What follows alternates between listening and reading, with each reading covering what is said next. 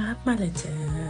รีวิวที่บ่ได้รีวิวเนาะหลังจากนัดพบผู้บ่าวที่ยิ้มแล้วพวกเขาก็ได้จัดทริปไปเที่ยวกัมพูชาเซียมเรียฟ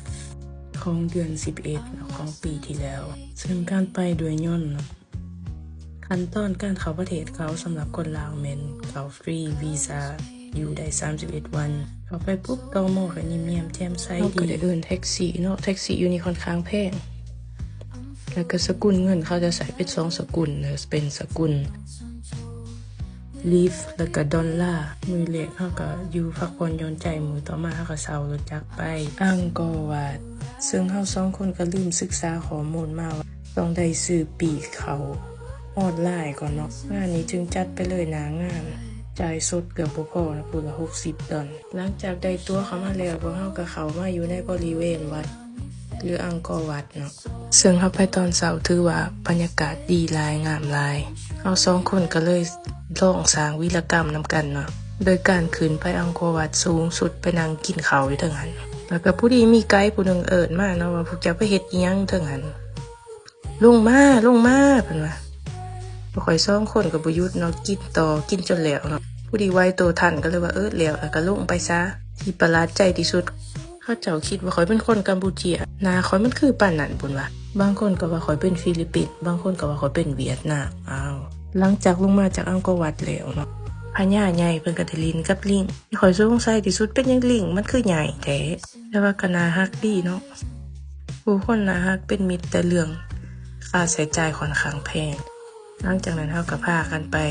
ทั่วอยู่วัดต่างๆโดยการใส่ยานพาหนะอันพิเศษก็คือรถจักรนี่วิวงามๆนี่ก็คือวัดยังบ่จื่อชื่อแล้วแหละแต่ว่าได้หาข้อมูลมันเป็นวัดของผู้หญิงเนาะสมัยแต่กี้เขาจะมีพวก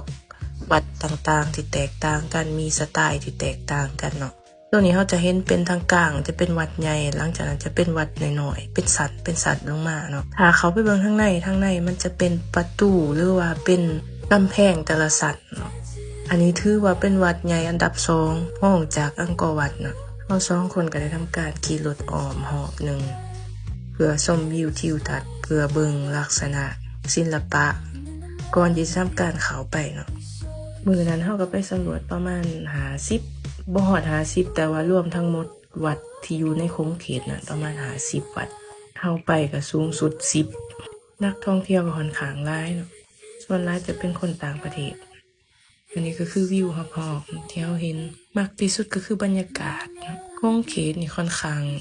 เย็นเพราะว่ามีต้นไม้หลายในเวลาที่เข้าไปในวัดเท่านั้นอากาศมันจะเป็นแบบมันบ่ได้ร้อนเลยมันเป็นอากาศที่ค่อนข้างจะเย็นเลยแหละเราก็ได้เข้าไปข้างในเนาะไปเจอลิงหลายแต่เนาะลิงกับเจียเนาะหลังจากนั้นเราก็ไปปราสาทตัวอื่นเนาะอันนี้เราสิเห็นลักษณะพิเศษบางปราสาทจะเป็นประตูที่มันส่องใส่กันเลยนะทุก4ทิศเข้าไปอาจจะลงได้อันนี้ก็คือว่าเป็นลักษณะพิเศษของแต่ละวัดหอบอังกอร์วัดส่วนตัวนี้เป็นอีกวัดหนึ่งเนาะเป็นวัดใหญ่จะตั้งอยู่ทางข้างเบื้องซ้ายเบื้องขวาก็จะเป็นอีกวัดใหญ่นึงแล้วก็จะมีลานเป็นลานแบบไหว้บูชาหรือว่าอีหยังต่างๆเนาะก็จะเป็นลักษณะนั้นเลยอันนี้เขาจะกำลังบูรณะส่วนตัวนี้เป็นวัดที่เราต้องขึ้นบันไดขึ้นไปประมาณ 10,000 ขั้นเนาะก่อนสิฮอดจุดนี้อันนี้ถือว่าเป็นวัดที่ลับที่สุดหลังจากนั้นมื้อที่2นะคะก็ไป Floating Village เนาะหรือว่าบ้านลอยน้ำซึ่งว่าเป็นเขตที่ประชาชนจะสร้างเฮือนหรือว่าปลูกเฮือนอยู่เทิงน้ำเนาะน้ำที่เห็นบ่แม่นแม่น้ำเนาะจะเป็นทะเลสาบขนาดใหญ่ถ้าเราสังเกตต้นคลิปอยู่บนเครื่องบินหรือบนยนต์แนมลงมาจะเห็นเป็นทะเลสาบทั้งหมดเลยอันนี้เป็นเฮือนของประชาชนเนาะที่เขาจะอาศัยอยู่ตามทะเลสาบรอบๆก็จะมีต้นไม้เนาะหลายชนิดที่สามารถยืนต้นใต้น้ำได้สังเกตอีกอย่างนึงทะเลสาบตัวนี้มันมีสัตว์น้ำค่อนข้างหลายนะโดยเฉพาะปลาจะมีหลายประเภทและประชาชนเขาจะเลี้ยงแขเนาะส่วนเรื่องวิวนี่ยกให้70เต็ม100ไป70เต็ม100ประมาณนั้นน่ะการลองเรือก็จะใช้เวลาประมาณ1ชั่วโมงค่ะประมาณในถึงจุด